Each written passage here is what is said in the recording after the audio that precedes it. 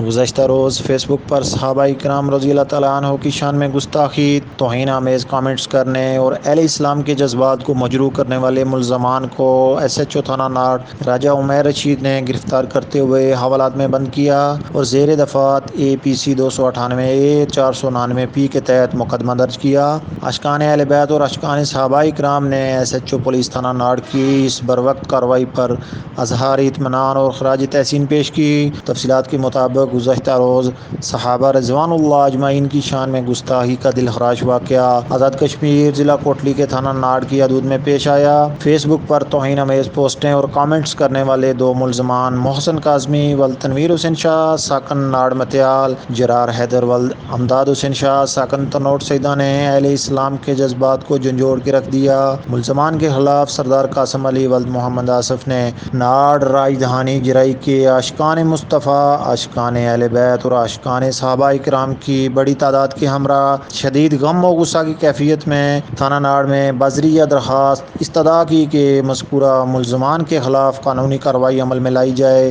جس پر S H O تھانہ ناڑ راجہ عمیر رشید نے واقعہ کو ملاحظہ کر کے مذکورہ ملزمان کو گرفتار کر کے حوالات میں بند کر دیا۔ اشکان مصطفیٰ، اشکان اہل بیت اور اشکان صحابہ کرام نے ایس ایچ او پولیس تھانہ ناڑ کی بروقت کارروائی پر اظہار اطمینان کیا اور خراج تحسین پیش کی۔ علی وقاص علوی، تحصیل رپورٹر، جرائی۔